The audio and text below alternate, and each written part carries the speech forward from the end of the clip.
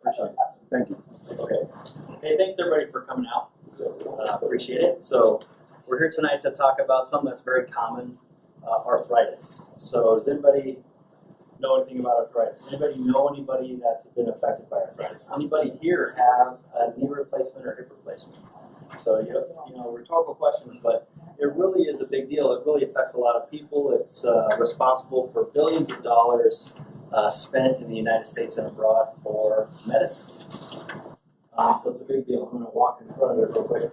So when we think of arthritis, what is arthritis? And so the most common form of arthritis is called wear and tear arthritis, or what's called osteoarthritis. There's a lot of different types of arthritis, and sometimes you'll see commercials on TV for a medicine that will get rid of arthritis. And so that's usually an arthritis that's called rheumatoid arthritis, or there's other types of arthritis. So tonight we're just focusing on one, wear and tear arthritis. You can also fit an arthritis called post-traumatic arthritis. That's where you had an injury to a spot. Let's say you've been in a car wreck, you have a hip dislocation, or you had a previous fracture to your knee or your hip, and that can give you arthritis as well. So wear and tear arthritis is where the joint lining becomes pitted, eroded, uneven. If you think of a hinge on a door, the hinge gets rusty. It doesn't want to move as well. The surface is normally smooth. If you look at what cartilage looks like normally, it looks bright white. It looks like a peeled hard-boiled egg, and that's what it feels like. It has a little bit of cushion to it. And if you peel the egg incorrectly, like I often do, it comes off and it's kind of rough and it looks like it's, maybe you see the yolk coming through. That is what arthritis is. It's where the surface is now eroded away or gone away. It's worn out, okay?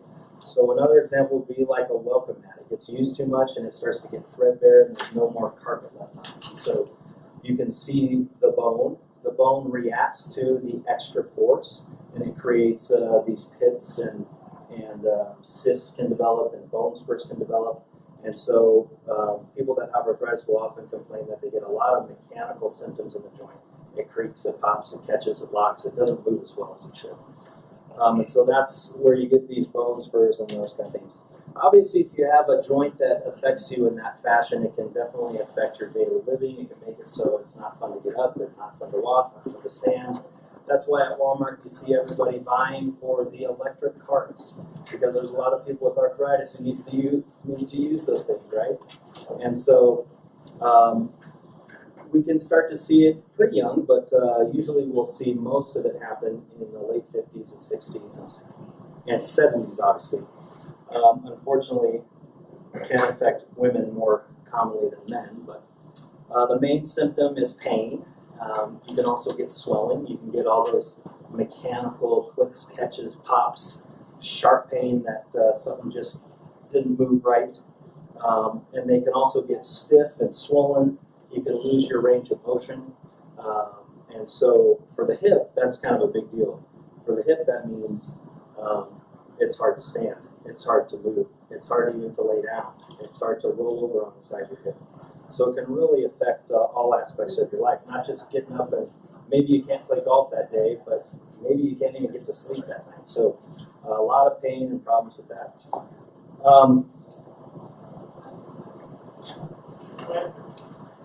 We've kind of gone through some of these causes, but a couple of extra points that we could touch on. We mentioned if you have an injury, an accident, those can lead to what's called post-traumatic arthritis, and it wears out prematurely.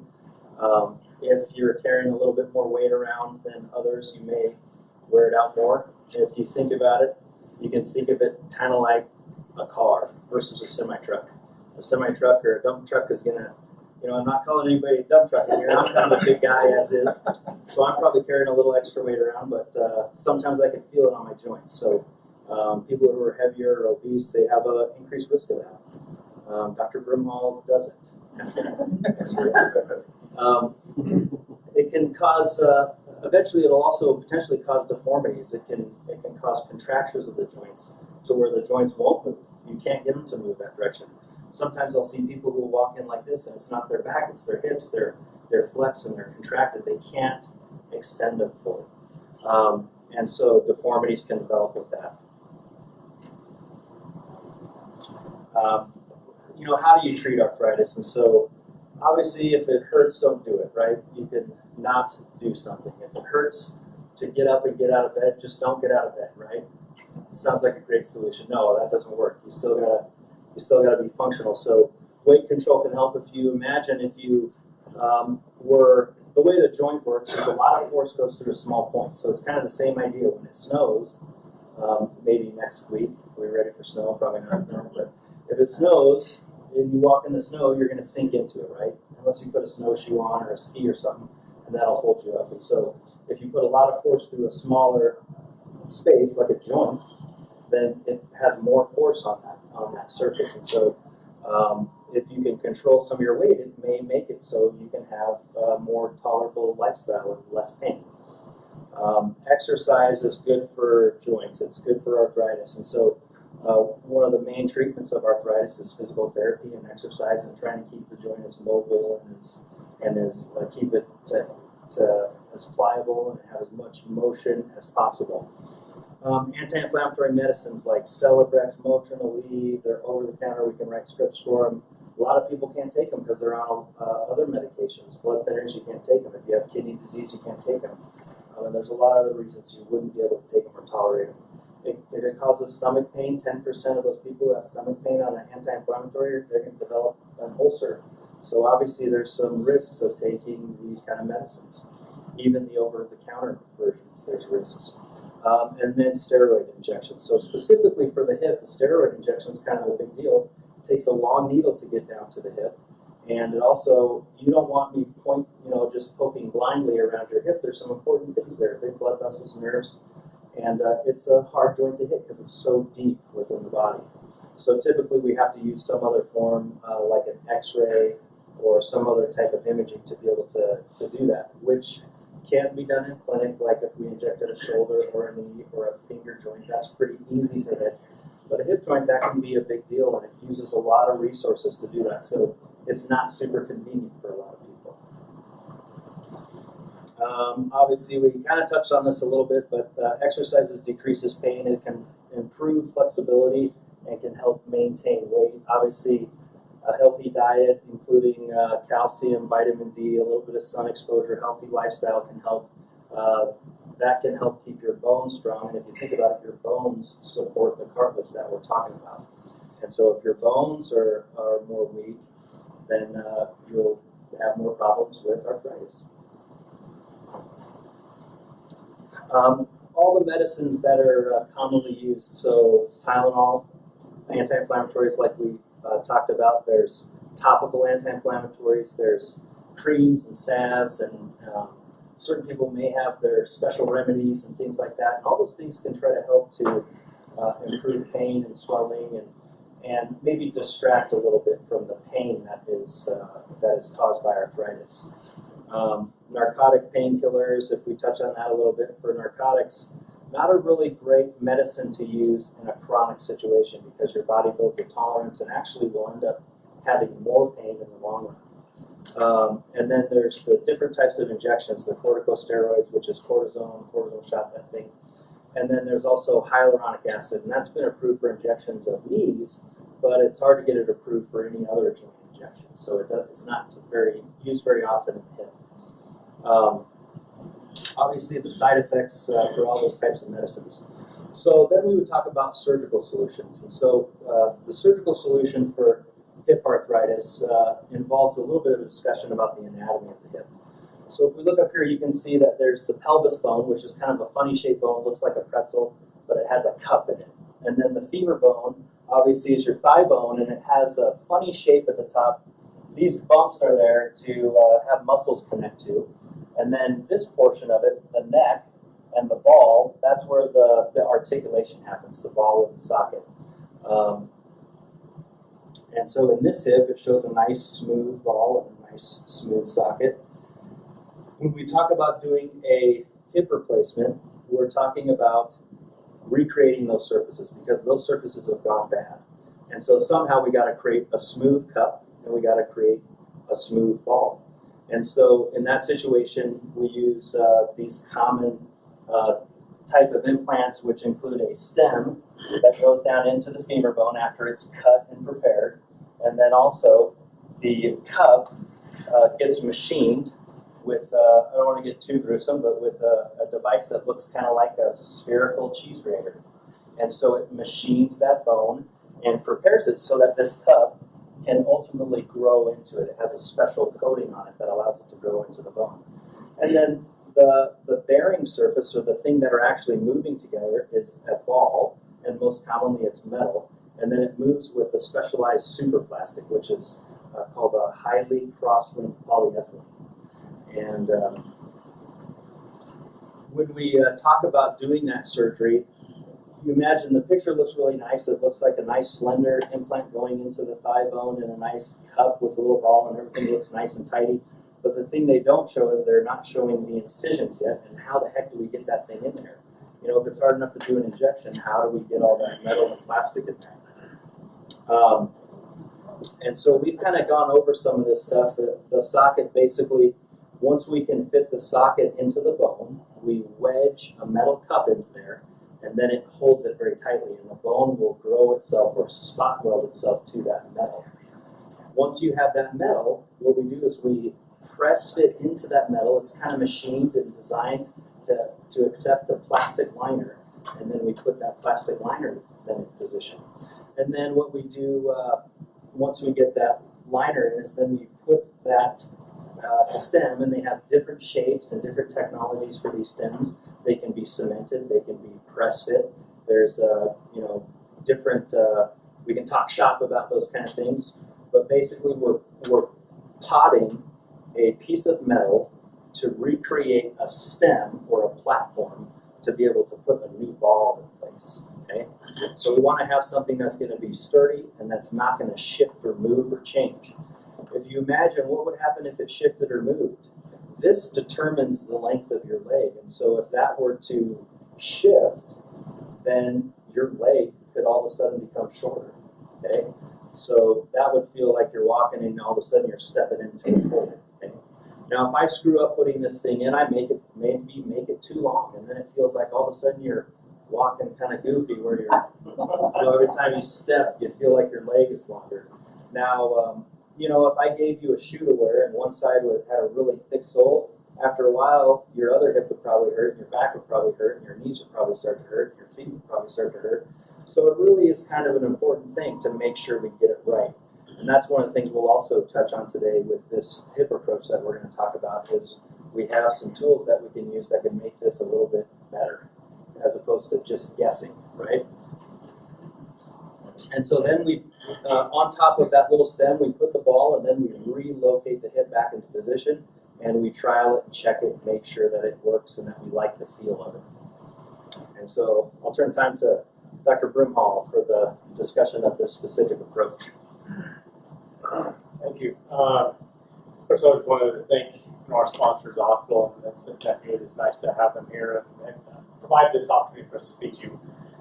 The reason why we switched, I've been doing orthopedics for going on 10 years, and in my residency we did a lot of posterior, what's called lat. Well, there's 4 approaches to the hip that are commonly used to put in one of these implants that Dr. Reagan just went over. We have what's called the anterior, which kind of fell out of favor for a while. They're still being utilized. It's not a new approach. It actually came up with a German in 1881. He described this approach, and then it was pioneered by a gentleman that was from Harvard, and then he kind of fathered some of the things to do with this anterior approach. But it became difficult. It was hard to do because the implants, the certain things, how do we put this in? How do we get it in that canal? You saw how long that stem is. Well, anteriorly, we're using this, it's called minimally invasive for a reason. Number one, the size of the incision, less muscle cutting, or muscle sparing approaches, thereby leading to hopefully a faster recovery. So that's the minimally invasive part of this speech and talk. And why, after 10 years, I'm changing. One of the things that's fun about our profession, our field, there's always things to learn. There's ways to do it better. Even if you do the same approach, how do you make it better? How do you make it, your functional outcomes? Because we want our patient to be happy. We don't want to stare you in the face if it didn't go well and if we didn't do our best in the operating room. Like you said, we always aim to make the leg length exactly perfect. That's not always possible. We always will cheat, and we always tell our patients before we start that we're going to err, and we may make their leg just a little bit longer if it's more stable. I'd rather have a hip that's stable than one that's going to pop out, because then that'll definitely change your life. But we try to get as accurate as possible, and this approach just allows us to do it with the advent of the new implants. We'll go over that here. So the direct anterior approach is a muscle scarring approach. We did not cut muscle. We've come up and they've come with techniques on how to save the muscle, how we just elevate it a little bit. Now the only thing we're actually cutting was called the capsule, because all of our joints have a nice dense structure around it that kind of holds it together. And we repair that at the end to make it very stable. Anyway, so patients are on their back. They're in the supine position, so that's what it is. We're laying flat on the table. We have a new table that the hospital's invested in, Dr. Reagan and I, to allow us to do this. It allows us to do a little traction. Plus, it also, we can utilize the C-arm. We've been over that. Sometimes a hip injection is pretty deep. We need to have an option to get in there and make sure we're in the right spot. The X-ray allows us to get the cup, the stem, and the implants where we think, and we can also dial in that leg length. If you want your legs to be as accurate as you can, we want a stable hip and end, but our leg length is important for functional outcome. If it's too long, you can stretch the nerve. If it's too short, you can step in it a whole other time you walk. So these things are nicer because it allows us those opportunities. The point is we leave those muscles undisturbed, though, right? And I think that's why patients recover so much quicker. So you can see from this slide, there's a lot of anatomy, but for the point is when we do these approaches, we're coming through the front here. We're doing that, and historically hip approaches were about 10 to 12 inches. That's a pretty long incision. That's about like that. So they kind of flayed open the patients and did their surgery, and it still went well. And they did okay, but that's a lot of muscle stripping. That's a lot of damage, and that's a long recovery. 6 months to a year is probably on average. They're a week or better in the hospital when they start doing it. Sometimes 2 weeks, and now we're down to like Reagan and I discharge the majority of our patients in a day, and the ones are done as outpatient. But coming to the front again, you're not going to the muscle. One of the most popular approaches used today and still used is the posterior approach. A little high risk of dislocation, but it's still a good approach, and if you do it right, the dislocation risk is still small. But one of the advantages again is we don't have X-ray in any of the other approaches except in ours, the anterior approach, which allows us to get the implants where we want them. The posterior approach comes through this muscle called gluteus maximus, which is your bottom muscle, your butt muscle, and the rest of them kind of come through the muscle on the side of the gluteus medius, which is the big muscle that helps bring our hip out to the side. And that's very important. If we don't have that muscle, we have a lurch, and our hip drops every time we walk. So when we do those other approaches, you have to repair it up nice and tight, and even if you do, we can still have that. And so it's nice not to have to go through those muscles. So some of the benefits, we've already kind of gone over that. As far as weight bearing restrictions, there are not any. We have very few hip restrictions, precautions. We let our patients go right out of the gate. Many of them get up before physical therapy starts. They're going to the bathroom, and they're moving right away. The only restriction that I typically impose on patients, just because the hips is turning the leg way out to the side. It's called external rotation. And it's pretty hard to get it to dislocate. We actually check it on the table again. We're looking at it. If it's going to pop out, it's going to do it on the table. We're going to know about it. Other than that, there are not restrictions for these patients, which is nice because most other hip precautions, they got to sleep with pillows between their legs. They've got to watch for cross their legs.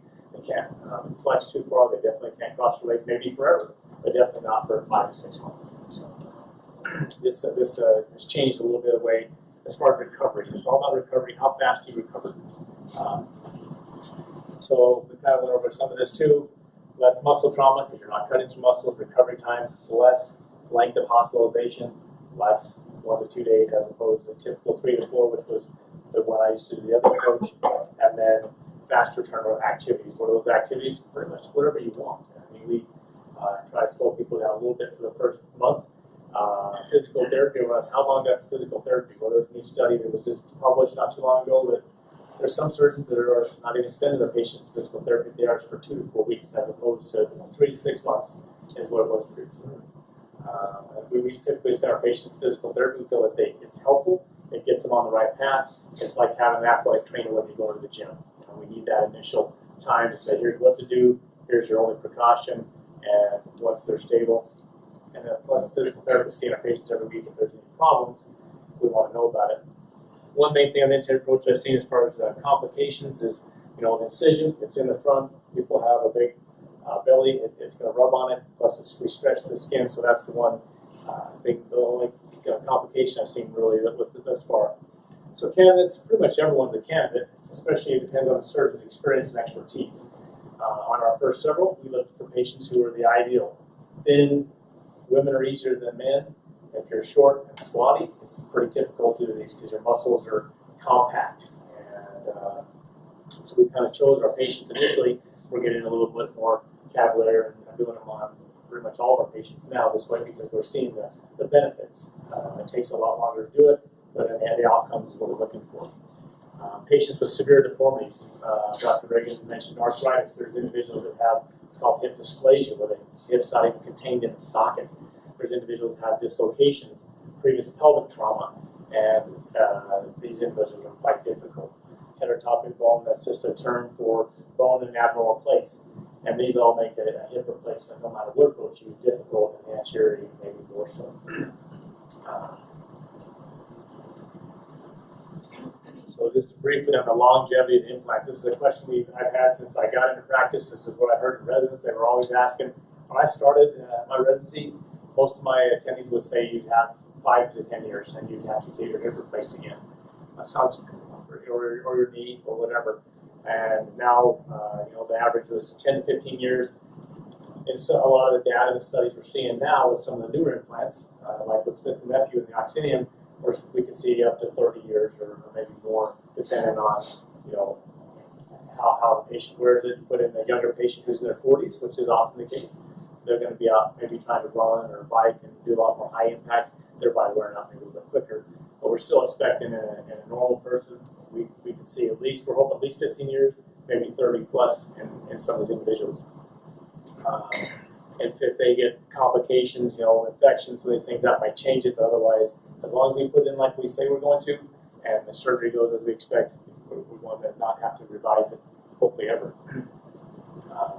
One of the things that causes it is called plastic wear. Dr. Reagan touched on this briefly. It's called the heavy cross-linked fancy plastic. That's what wears out in replacements. The metal's not going to wear out. That'll last forever. But that plastic will wear. And the companies have come up with some very ingenious ways to make it last longer. It's harder. They do labs. They have a lab to cycle on these knees and hips under thousands and millions of cycles to see how long and equate that to a typical lifespan, basically how long it will last. And so we know from just that data, it's not, that's outside the body, but we know how long it will last. And then we have good data on the companies we're using, if they're lasting on patients, 15 years or better, depending on what implant we're talking about. So osteolysis, what can cause that? It's just basically the plastic particles. The plastic gets into the joint space, it gets around the bone and causes the bone Dr. Reagan talked about that cup, that metal shell, and then the stem. If you get those particles around there, it loosens, and then if it gets loose, it starts hurting, and then that's when it has to all be changed. Aseptic loosening is in case of non-infection. Infection is probably the most common reason for revision surgeries. The revisions are never as easy as primaries. The recovery is much longer, so obviously we want to avoid that. So the ideal hip implant, we want to reduce wear. We want one that's not brittle. The brittle's not going to crack. We want one that's going to break when we're walking on. We want our patients to be able to run if they wanted to and not have problems. And it needs to be biocompatible. What does that mean? If I put it in a patient, I don't want them to react. Everyone has their own sensitivity. If you have seasonal allergies, there's also metal sensitivities. And that's one thing that Smith & Nephew's come up with. They've come up with a certain metal that has a very biocompatible components to it. It's almost like a candy coating. Number one, it's very slick, it's very smooth, it lasts a long time, but in most patients, if you have metal sensitivity, that's what you use because it would be very rare to have a reaction to that. Most of the implants are made of, like Dr. Reagan says, some sort of a metal like a chrome, and then there's titanium. That stem is typically titanium. So that's the VERILAST technology. This is the XLPE is the cross-linked poly, that's that plastic. The metal or the black head is the oxinium, that's that candy coating on the metal shell. And then there's the cup, which has that coating that Dr. Reagan is talking about. The nice thing about that is sometimes if we put it in. We don't even need to put a screw in it to hold it their position. It sticks in the bone. It's such a good grip. It's just like, you want your brakes to really grab when you step on them. This grabs in the bone, and after about a month, it's pretty locked in, and it doesn't even need any other type of screws or things to hold it in position. So this is just more technical things, but the outer surface of the metal is low friction. We want something low friction. We want it to last for a long, long time. The more friction there is, it gets hot, it gets corrosive, and then it wears more. And so oxynium reduces plastic over 85%. There's another slide that kind of shows in a minute the oxynium versus some of the other devices and metal on the market. We're going to talk about most of this stuff. You can put in younger, more active patients. There's a lot of individuals. In fact, I had a cousin that had a hip replacement at 20. She actually it got infected and had to have it revised, unfortunately. But at age 20, because of a dysplastic hip, you're looking for options that will last a long time. The last thing you do is revise it multiple times during the course of your life, because you lose more and more bone each time that happens. So this slide, I just wanted to comment on. So there was something called metal on metal, and this has basically the cumulative wear or percentage revision that you're going to have versus the years since the implant was placed in. And this top line is the metal on metal, which is no longer out there, and then some of the other options we have, such as ceramic. Ceramic is a very slick surface. It does not wear out easily. It does not have a lot of friction on the polyethylene, but it also, the older ceramics cracked and they were more brittle, and then we had problems with that. But the newer ones actually are quite good, and we don't have that problem. But even outperformance ceramic is the oxynium at the bottom, showing that there's a very low revision rate, and it's out to 15 years at this point.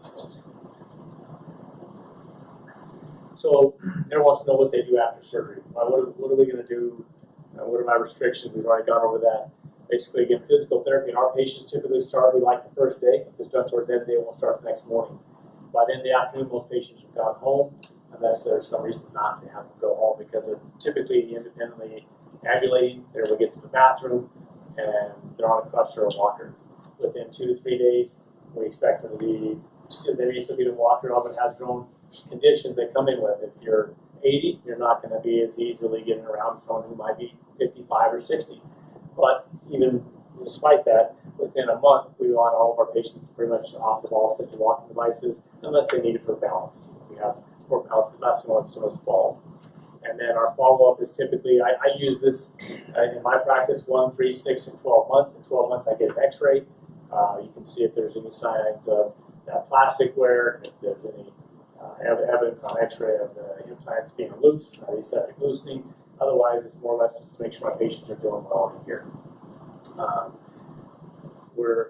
Dr. Reagan and I have been doing this since July, and we've had probably around 25 or so at this point. And again, the majority of patients went home post-op day 1. Most had physical therapy for about a month. Other things you expect after any hip or joint replacement is blood clots or blood thinners. The nice thing about that is we're even at looking at the data is how much that's necessary, because one risk of surgery is you're cutting a lot into the soft tissue, thereby causing vessel or damage, leading to blood clots, and that causes pulmonary embolus. Well, patients are walking right away. We're not cutting into muscle much. So we think that it'll maybe a little lower risk of the DVT and Ps and the length of time needed for even blood thinners. As far as rehab protocols, a friend of mine had his done at age 40. He's been biking, not biking competitively, and it's the best thing he's done. He had a hip that got worn out from a labral tear when he was in his 30s. But as far as any low impact activity you can do, high impact with any joint replacement, your surgeon's not going to love it. If you're a marathon runner, can you do it? Certainly, but it's probably not the best activity to utilize. We expect you to golf and to walk and to bike, and lower impact's better for a mainstay of activities. So how many recalls have you had? Not on the implants that I've used. There was some recalls with some of the other companies, such as the Pew. I mean, all companies I think have had it's just like you have a Ford or a Chevy, they'll have a part that goes bad. I think it's fairly rare in today's market, but zero. The metal on metal is the big debate right now. I had to put it to in my early years of my practice, is whether that can cause cancer. We don't know, but it's something we're watching those patients we need to use that implant on, but it's not even available anymore. How long have these people been in business? Smith and Nephew, that's a good question. I'm not sure exactly. I mean, I use Smith and Nephew to Pew primarily, but Smith and Nephew is my primary implant of choice. But I don't know, Ken, if you know, Ken, how long? Since 1940s, out of Memphis, Tennessee, and we started doing hip replacements in the early 80s. I have some of those hip prostheses to show you back here from the 1980s if you want to see them afterwards as well. But I brought, just real quick, I mean, we'll put this question in a second, but I brought my wife in because she's been working with a lot of these patients, and she was the director of the hospital for 5 years of physical therapy, and she's seen patients from Mayo, with some of everyone thinks Mayo is the best doctor plan. They're good doctors, but she's worked with them directly, and some of the best orthopedic surgeons in the country do a lot of research and literature, but she can give a little bit of testimony on how these patients are doing versus some of the others on the mountain and some of the others she's worked with. So I just want to have her take just a second, and so you guys can hear that from her. I didn't want to be. Surprise! All right. So actually, I have worked with several of these patients, and it is fast. Talk about recovery. Now, a lot of patients that had the previous approaches, specifically the posterior approach, 10 years later, they're still afraid. So they're coming to see me for a shoulder issue. They're still afraid to bend over because they think their hip's going to dislocate. You will not have that problem with this approach. So it's really, really quick. After about 3 weeks, the patients look at me like, "Can you discharge me yet?" And then I call and he says no. So I'm like, okay, let's just continue for another week. So funny story, just actually this week, headed to the office, there was a patient that was coming in to see physical therapy. He was 3 days out, and he was walking with his walker like this. He wasn't touched the ground. I'm like, that walker's doing wonders for you. He's like, my doctor told me how to use it. So he walked around with it. He wasn't using it at all. This approach is fast, significantly less pain. You're going to be doing a lot more therapy than you would ever do with any of the other approaches. So if you have any questions on therapy, I love to torture patients. I like to get you stronger and get you back to activities. But in my 20 plus years as a physical therapist, this is the fastest I've ever seen. Usually for total hips, they're still hobbling in after a week or two, and they're usually at home health to where they can't even get to therapy for the first 2 weeks because they're still having a hard time getting out of bed. Not the case with this procedure. So, any other questions you might have? Yes. How do you assure the patient that you can start physical therapy right away? Because I was asking this question last week at Summit, and they say, well, the doctor gives the prescription, and then they go to the physical therapist, and then they have to be evaluated, which may take, and passed by their insurance. Right. And it may take 2 or 3 weeks. Right, which it depends on which physical therapy practice you go to. So I was supposed to retire from physical therapy, but my husband has graciously allowed me to continue to work. So I am doing that. So it depends on which practice. Some practices will say, you know what, orthopedics is so important. Even if I don't have an authorization for insurance, it'll be denied. I'm going to see you because some insurances are tricky. But also, you can get pre-authorization for physical therapy prior to your surgery. So you can immediately go to physical therapy after. The most important part is to not wait for 2 weeks. 2 weeks is the disaster. So a lot of the therapy clinics here in the area know that. So there's a kind of an urgent, emergent way that you can slide in. So yes, it should be very smooth. To follow up on that question too, I'm chief of surgery at the hospital right now, and I've been for 2 years, but so I'm in constant communication with all departments, and one of them is physical therapy. I've had about 4 texts today with the new director, so my wife decided she won't do it anymore. That we're trying to work on that specific issue is getting authorization for physical therapy before you have surgery, because we are having delays, we are having lags with physical therapy. And honestly, for hips, to me, it's not a big deal because I think my hips are going to be fine. Whether they get physical therapy or not, in the long run, it's not the issue. It's my knees and some of the things that need that right away out of the gate. They have to get stretched. If they're sitting at home not bending it, it's going to be stiff. From a therapy So are standpoint. you folks all associated with Summit? We all work there. We are independent practitioners. We know we're not owned by Summit. We have our own practices. We definitely operate there. We take our patients there, but we are not employed by them, I guess. So do you take Medicare? take pretty much all insurances on the mountain that I'm aware of. From a physical therapy standpoint, choose which clinic you want to go to first. Be proactive in that because they can streamline that process for you so it's quicker. Some patients, depending on how severely disabled they are, you can have therapy before surgery and then come right back after. So there's ways to streamline it. Just all of a sudden coming in 3 days after surgery, I want to get started. So I mean, that's a difficult process because insurance is kind of manipulating when you can be seen. They get it started early and then it's seamless. So There's home health options like the You have a physical therapy at your office, right? yes, so there's several practices here.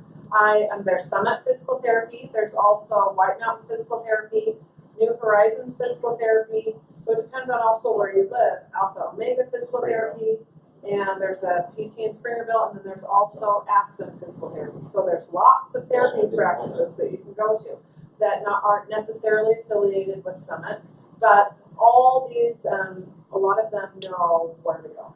So ask your friends, ask your neighbors, see what they like, what they recommend, and then talk to that therapy clinic. So they're actually spread all over the mountain, so you can not have to drive as far. If you live in Snowflake, there's Snowflake therapy there. So, but the physicians are very direct on how they want the treatment protocol to happen. So these therapists will know what to do. we give our patients a choice. So we don't have any vested interest in physical therapy. We want to make sure they get it. We don't care. I try to choose one that's closest to them. If they had a friend go wherever and they want to drive, I have no problem with that. I think that physical therapy and the therapists we have on the mountain are good. It's more about that they get it, not where they get it. I think, like your question is, how do you be proactive? We're working on that at the hospital. Our office is going to now start working on authorization ahead of surgery. After working with the director of the Summit, because they do home health as well, and that's becoming an issue, especially for access patients. We're quite difficult, sometimes 2 to 3 weeks to get authorization on those individuals. Well, I think your idea of having physical therapy to start with before the surgery, whether to strengthen the rest of the body and then go right into it.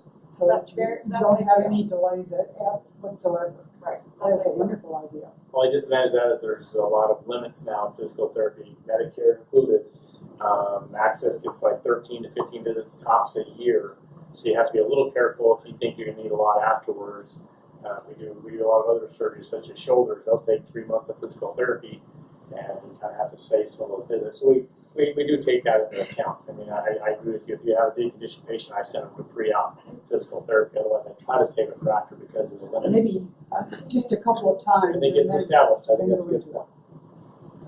There's no reason to go to a care facility like when you break the femur. That's a good question. So I think that's really the benefit of this style of surgery is that we're seeing people really improve. The first one that I did that I went around on that morning, I was expecting to see him in bed, hurting a bunch, and I walked in and he's sitting in his chair, and he's still got a catheter, okay, so, and the gown on and stuff. I said, "How you doing?" And he put his hands down, pushed himself up and stood and shook my hand. And I did not expect that. So, and that's how all of them are doing. They're really doing really well. And if you're getting up on your own, you don't have to have 2 people help you get out of bed, then that's a huge thing. You're safe to go home. So there are going to be special circumstances, people who are more deconditioned, and people who maybe would have some other complication from surgery, a blood clot, a pulmonary embolism, those kind of things that may still happen. It's still a big surgery. It takes some time. We have to use general anesthesia or a combination or spinal anesthesia. So there's a lot of things we do to decrease those risks, but there's still risks with surgery. And so the normal, though, we wouldn't think that we would have to go to a facility like that. We would want you to walk right out of the hospital. Dr. Brimhall, I live alone. I have steps. I'm really not, right now on access, but if we're going to get a 2% raise in Social Security, it's going to take me off. So, any suggestions? About getting your hip done or sooner? You're my doctor. I know. Putting them on the spot. Get them right away. Yeah, well, I Set up thought next about week. that too. Is that, The steps is to answer, I mean, the question as far as insurance, and I can't control that. My timing on surgery, I try to get patients in if they have something like that, or before the end of the year, if deductibles are met, or for a reason. As far as steps, if there was a study not too long ago that looked at, how quick people recover, most people will do steps within 2 to 4 days. We actually have steps at the hospital, and before patients leave, they're doing stairs and practice stairs before they leave. I've showed how to do it. So I think the stairs are probably not the issue. I mean, as far as getting you up and going around. But living at home alone is mentioned in the rehab center. There's no one wants to go to rehab. Everyone wants to be in their own bed. I would want to be at home to recover. But there's individuals that they're deconditioned, maybe medical complications, no help at home, and can't take care of themselves. Those will be ready for rehab. Otherwise, I think you can still do those things. I got shots a couple of weeks ago from you. They're gone. Yeah. They don't work more than like 4 weeks for Right. me. And I know you and I had a discussion, and you said you can only have 4 in you. So I guess that lets out, I'm not going to be able to do that. I'm going to have to fix surgery one way or another. How long are the sessions afterwards for physical therapy? Well, that's the nice thing is that, like she said, most of the patients within, if they're fairly conditioned, between 2 and 4 weeks, they're done. Okay, but what I'm It's asking 2 to is, 3 times per week for approximately an hour to an hour and a half. that's what I each want to session. know, because I'm going to have to depend on somebody else to drive me. Right. And, Right. and am I going to tell them, okay, sit and wait, or go off and do something and come back? We can arrange home therapy for the first 2 to 3 weeks sometimes too, and individuals with hips or knees, if they don't have someone driving them, especially with the right side. I mean, it's hard to drive with your right side. You don't have that reaction time. On left, some people are driving with these hips within a matter of a week or two, Well, without taking pain pills. sometimes also with access and care, there is specific medical transport, which you can look into. The thing that you have to be careful in is you have to have a specific amount of days stay before you'll qualify for home health physical therapy. So before you leave, the therapists have things that you have to be able to accomplish. You have to walk 150 feet independently. You have to get in and out of bed independently. You have to, if you have 10 stairs, you have to go up and down those 10 stairs by yourself.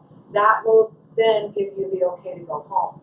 If not, it's really tricky because what if you're feeling good after 2 days? Maybe you can have 3 days stays. So home health isn't always, or rehab. You have to be careful. Rehab, you have to have a minimum of 3 days requirement.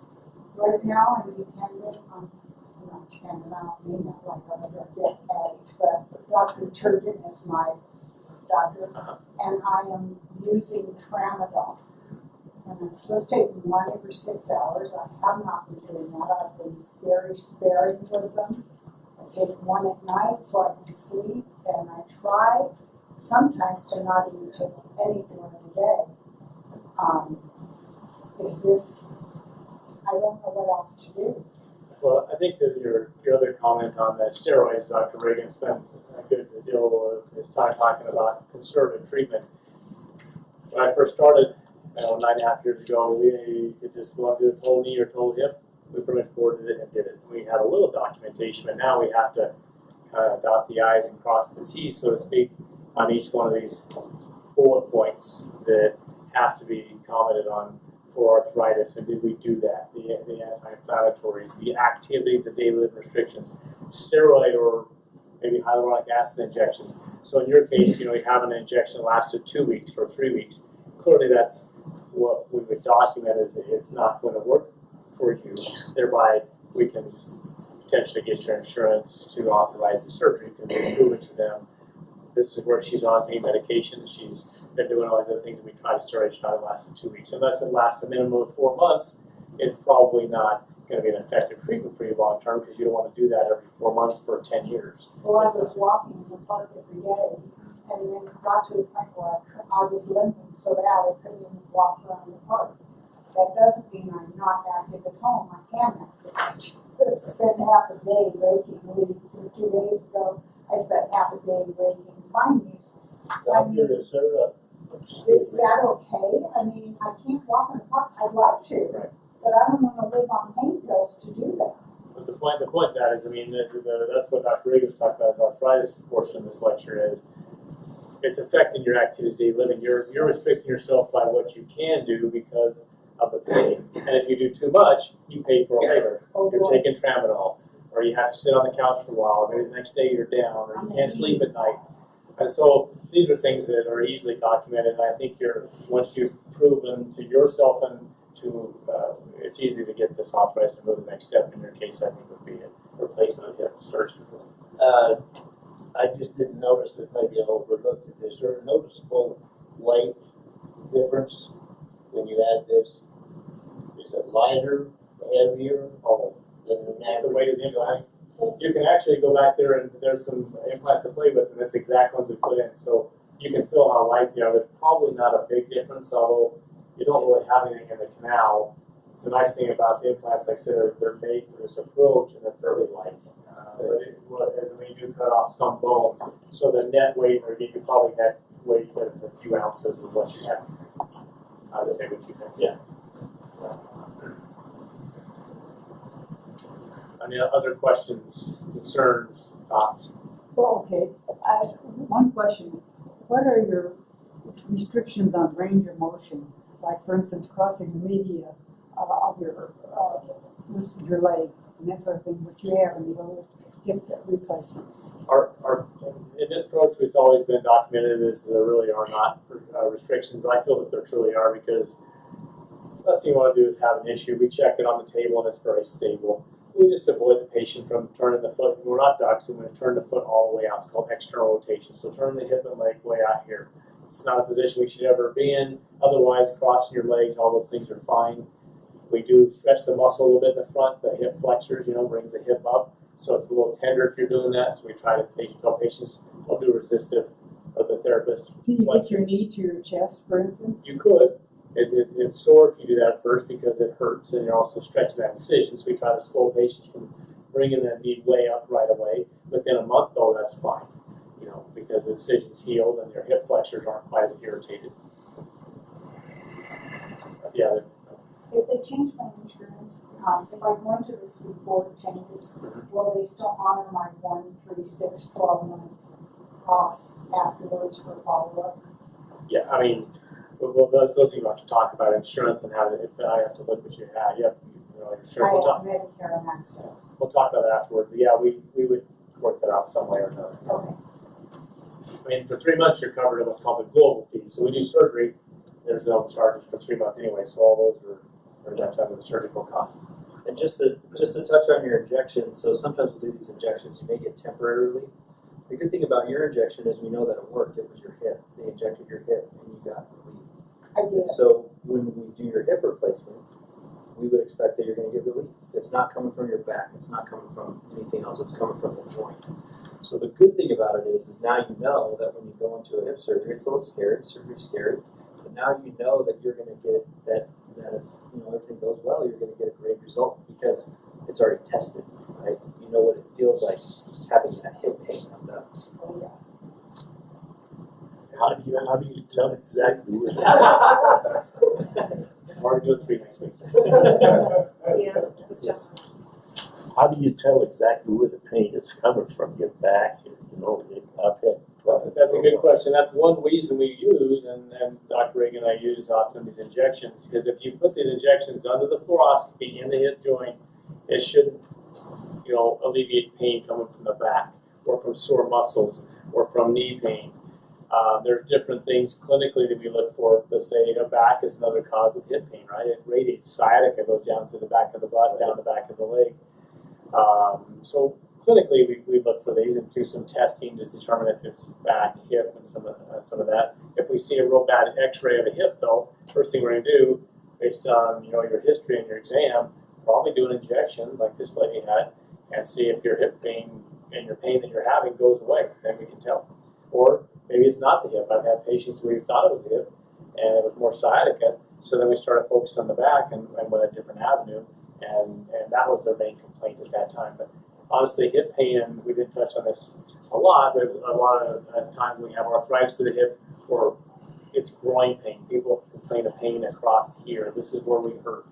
Or they can hurt down the leg, it can hurt back in the butt, but almost always hurts in the groin if it's coming from the hip joint, from arthritis, from other intra-joint or articular problems. Yeah. So, are you saying that you work on a person from the waist down, all joints? Very much. Is that what you get? We do anything from the shoulders on down to the hands, and from the hips on down to the ankles and feet. We do pretty much all that. In residency, we used to do a lot of back and neck, which we do not anymore in our practice, and we don't do a lot of pelvic trauma. Other than that, we take care of pretty much everything else, from fractures, from sports medicine, obviously arthroplasty or joint replacements. I do a lot of hips and knees. Dr. Reagan does hips, knees, and shoulders. So we have a pretty good complement in our practice to cover all possibilities. What about pain? Pain, what? You do pain relief after surgeries? Pain medication. Pain medication. We do. And our goal is obviously with these procedures, that's the one nice thing is there's a lot of different things we use in surgery to minimize the need for narcotics. Obviously, everyone sees on the news and Trump's talking about it, or our governor's huge on reducing narcotics, and we watch it also as providers. You definitely need pain medication initially, but with the hips coming from the front, there's not as much muscle cutting, bone, sparing, we're not stripping everything. With the narcotics, I've found that very low, but we still use them temporarily to get you through physical therapy, and for about a month, is about all we need.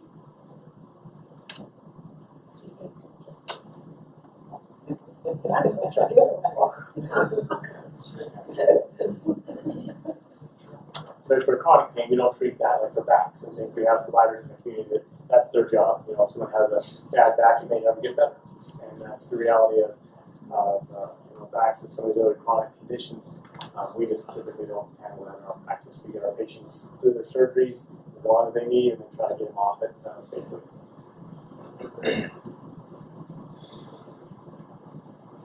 Questions? So are you booked up, or you got openings? We're both smiling. Do you have these forms that were at your place settings? If you didn't get one, we have some more in the back. But that would, if you request more information or have comments on the talk tonight or future talks you might like to hear, this would be that little card to do that for us if you wouldn't mind filling that out. We're going to have to talk to someone and start doing them on the weekends, because that's not where we're at. We're doing 10 total knees and 3 hits next week. So, but we are trying to add on time all the time. Right now we're doing them together because we are in the learning phase. We started doing these in June, and we've been doing anywhere from 3 to 10 a month probably. And our goal is to keep that going. But if people have need, and if they have timelines that they have, some people don't care. I don't care if I get it January or February. That's a little easier. If they have a deadline, a time they want to get this out sooner, Dr. Reagan and I will make it work somehow. It's worth a little extra. Do you for the hips to find out if he does have a hip problem or if I have a hip problem? I can't have it because I have to cook. I'll starve. I have it all. My patients that get a bunch of meals ready to go. We got like MREs at home ready to go. I know that. Do you do X-rays with contrast or?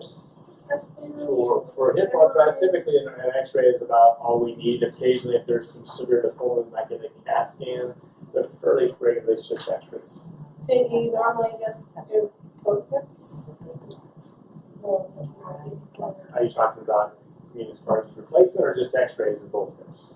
Yeah, X-rays in both. We always check both. We get it's called a standing AP pelvis. When we do weight bearing X-rays, it sees how the joint compresses when you put weight on it, whether it's knees, hips, ankle. So we check both hips at the same time. So if and when I ever decide I'm going to have my left leg done, and you guys just blew everything out, unfortunately for us. That's where If I get it done up here on the mountain instead of the valley, you're not going to guarantee I'm going to be even. So because I can't remember. I don't have that Smith and Nephew. Oh, have that kind of product with this. There's a lot of companies in there. I think there's a lot of good in all of them. Again, I use 2 different companies, but we do use a lot of Smith and Nephew products. And so my partner uses Zimmer. So it just depends on what you're comfortable with in your surgeon's hands and what their experience is. You want something that they use and use well. And that's what's more important. Because then that'll give you a hip that's balanced. That'll give you a hip that hopefully your leg length's dialed in. Again, like I said, we try to make it as accurate as possible on leg length. But I will cheat sometimes and get maybe a couple millimeters longer if I think that hip needs a little more stability. How long is the surgery? About 2 hours, 2.5 hours. When we started, about 3. We've been doing this since about 6 months now, and we're getting them down a little bit because there's a learning curve to figure it out. It's a little harder in this case. That's why we have that real expensive table to help us do that. And it helps us do it a little safer. There's ways to do it without the table. It's definitely a lot harder. Now, are you doing these at your office or at the summit? They're inpatient procedures, so they don't make coded that way for insurance right now, so they're all through the hospital. Maybe eventually we might do some in the outpatient setting, but they're still at some sort of surgical facility, whether an ASC, an ambulatory surgery center, or a hospital. They should always probably be done in that setting, rather than an office.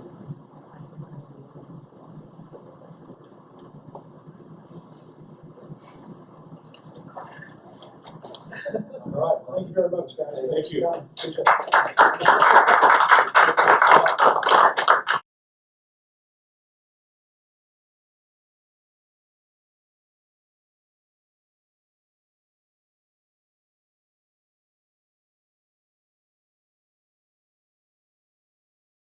Not on the knee, not on the hip side. Most knees are glued in. All the hips, the majority of hips are not. The majority of the hips are, because the bone grows into that, so we don't need the glue. So yeah, this would go on the socket. This would go on the socket, and then this takes the place of your cartilage. They lock that in, and then they put the stem in the canal, and then put the ball. The ball goes on last, and then they put it back together and close your capsule. Okay. Yeah. And how big is the incision on the side?